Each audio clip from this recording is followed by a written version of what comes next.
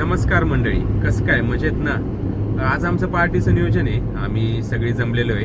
प्रदीप आलेला आहे, रुपेश आहे, सागर आहे आणि अक्षय पण आमच्या सोबत आहे. तर आता आम्ही कोंबड्याच्या शोधात होतो. म्हणजे आता गावरान कोंबडा शिजवून आम्ही बनवणार आहे. पण आता 2-3 ठिकाणी आम्ही चौकशी केली, अजून तर काय कुठं भेटलेलं नाहीये. चला तर मग बघूया कसं नियोजन होतंय ते. सध्या आम्ही फिरतोय, पण अजून तर काय कुठं कोंबडे तर काय सापडले नाही.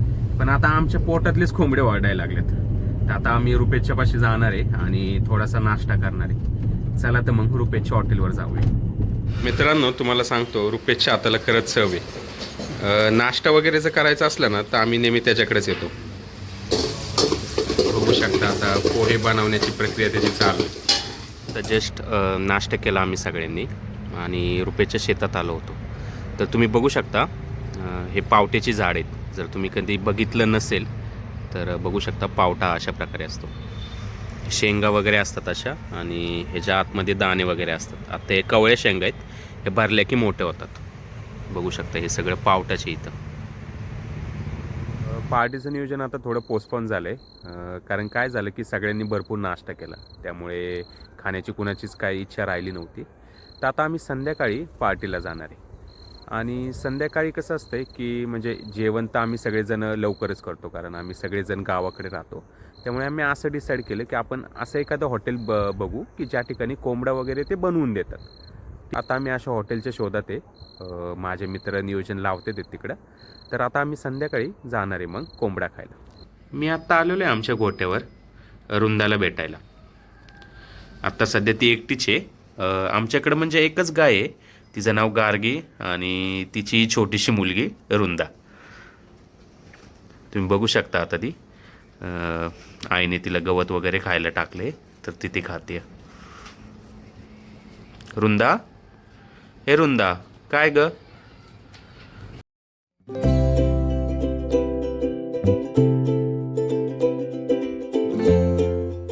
आम्ही आलेलो आहे आता हॉटेलवरती जेवणासाठी.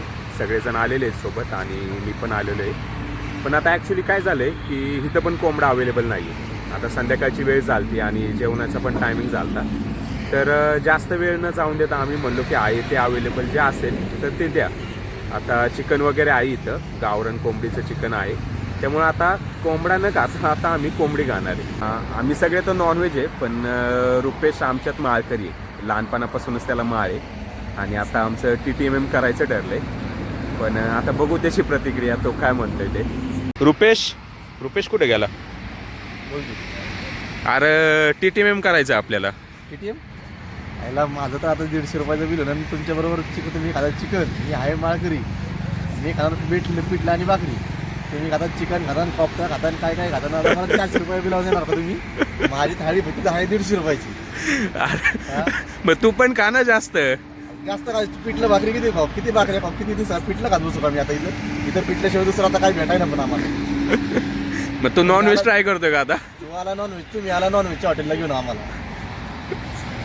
पण TTMM देणार का नाही तू? इथं पिठलं भाकरीच भेटते. काय TTMला मला 400 रुपये घाला, तर इथं 150 रुपये घालवा. TTMला माझी पिठलं भाकरीची थाळीच फक्त 150 रुपयाची. तू लय संतप्त झालाय का? आता 3 स्टार्टर. इथं आम्हाला स्टार्टरचं तर नावच नाही माहिती. तुम्ही मागला 3 स्टार्टर, तुमची मालवणी हांडी येणारी, तुम्ही गावरान चिकन मागवले. रुपेश लय संत आपल्याला दिसतोय.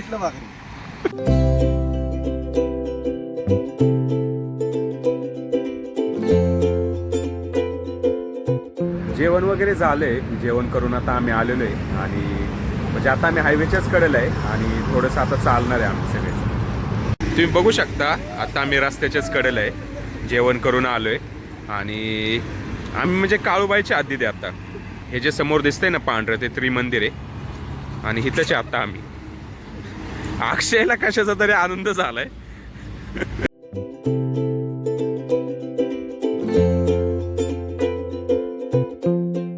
तुमच्यासोबत पण असं होतं का की तुम्ही ठरवले एक आणि झाले भलतंच? आमच्यासोबत आज असंच झालं. कोंबडा खायचं म्हणून आम्ही ओरडत होतो, पण शेवटी कोंबडीच खावी लागली. तुम्हाला आमचा प्रवास कसा वाटला ते व्हिडिओच्या कमेंट्समध्ये नक्कीच सांगा. आणि जर व्हिडिओ आवडला असेल तर लाईक, शेअर आणि सबस्क्राईब करायला विसरू नका.